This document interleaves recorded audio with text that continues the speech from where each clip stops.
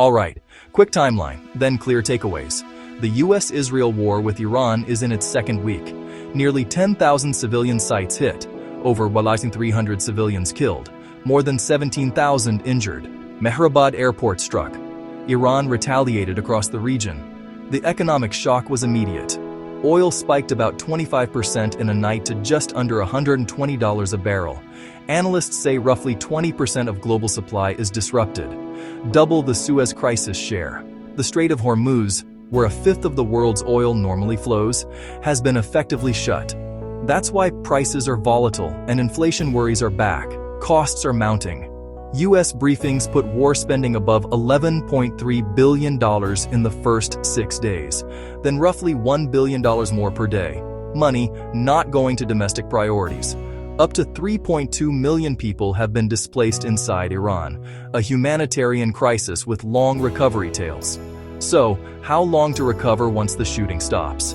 It depends on three things: duration, damage to energy infrastructure, and confidence. Scenario 1. Quick de-escalation, limited lasting damage. If the conflict ends within about 2 months and production facilities aren't permanently impaired, the price spike should be temporary. Think oil easing back toward the 80s, with 2026 inflation in Europe and Asia about 0.5 percentage points higher than pre-war forecasts. Activity starts to normalize in the second half of 2026, with a catch-up growth pulse in 2027. Germany's IFO points to only a modest drag on growth. For households, energy bills stabilize late 2026. Real wages improve into 2027. Travel and goods prices start to cool. Scenario 2. Prolonged conflict or lasting facility damage. Every extra week compounds the shock. Supply chains rewire. Freight costs and insurance stay elevated. Oil stays higher for longer. Advanced economies could absorb it, but growth slows more, and inflation stays sticky. Iran's economy would be hit hardest. GDP falls above 10%. Recovery becomes multi-year. Rebuilding energy assets, housing, schools, and restoring investor confidence could take 3 to 5 years, longer if sanctions tighten. What about winners? US shale, Brazil, Guyana, Norway. LNG exporters gain as Europe and Asia hedge.